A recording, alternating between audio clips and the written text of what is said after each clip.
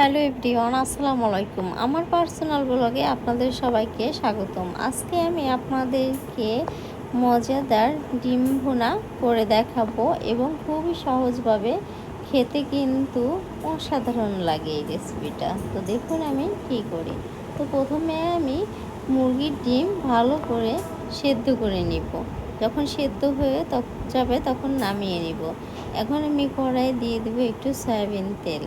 তো তেলটা যখন গরম হয়ে যাবে তখন আমি দিয়ে দেবো 1 চামচ হলুদ গুঁড়া, দিয়ে একটু নেড়ে চেড়ে আগে থেকে সেদ্ধ করে ছুলে রাখা ডিমগুলো দিয়ে একটু নেড়ে চেড়ে ভালো করে ভেজে নেব। যখন ডিমটা আমার ভালো করে ভাজা হয়ে যাবে তখন কিন্তু আমি চুলা থেকে নামিয়ে নেব। এখন ওই তেলে আগে থেকে কেটে রাখা মরিচ ও পেঁয়াজ কুচি দিয়ে দিব, দিয়ে কিছুটা নেড়ে চেড়ে নেব। তারপর এখানে স্বাদের জন্য আমি দিয়ে দিব 1 চামচ লবণ দিয়ে কিছুক্ষণ নেড়ে তারপর দিয়ে দেব একটু হলুদ গুঁড়ো, দিয়ে আরও কিছুক্ষণ ভালো করে নাড়তে থাকবো। কিছুক্ষণ নাড়ার পর আমি এখানে দিয়ে দেব একটু পানি, যাতে করে আমার মরিচ পেস্টটা ভালো করে সেদ্ধ হয়ে যায়। তো এইভাবে নেড়ে চেড়ে আমি কিছুক্ষণ জাল করে নেব। তো যখন আমার পেঁয়াজ মরিচটা ভালো করে সেদ্ধ হয়ে যাবে এবং এ পর্যায়ে যখন আমার পানিটা শুকিয়ে আসবে, তো দেখতেই পাচ্ছেন আমি এখন লবণটা চেক করে নেব।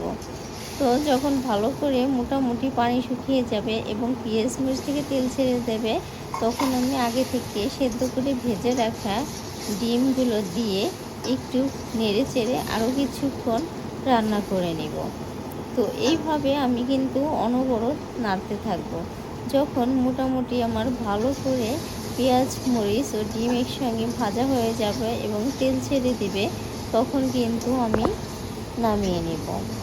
তো আপনারা চাইলে কিন্তু এইভাবে সহজভাবে ডিম ভুনা করে খেতে পারেন। এটি কিন্তু দারুণ লাগে। যেমন রান্না করতে সহজ, কিন্তু খুব সহজেই কিন্তু এটা খাওয়া যায়। তো এটি কিন্তু আপনার গরম ভাতের সঙ্গে খুবই ভালো লাগে। তো আপনারাও প্লিজ আমার মতো এইভাবে ডিম ভুনা করে খেয়ে দেখবেন। আসলে সবাই তো মশলা খেতে চায় না, তো মশলা দিয়েও ভালো লাগে। মশলা দিয়ে এক স্বাদ, পেঁয়াজ মরিচ দিয়েও ভুনা করা কিন্তু আর এক স্বাদ। আপনারা অবশ্যই কিন্তু বাড়িতে ট্রাই করে দেখবেন। আর আমার এই ভিডিওটা যদি আপনাদের কাছে ভালো লাগে, তাহলে কিন্তু অবশ্যই আমার চ্যানেলটাকে সাবস্ক্রাইব করতে ভুলবেন না। তো ভালো থাকবেন, বিদায় নিচ্ছি আজকে। আল্লাহ হাফেজ।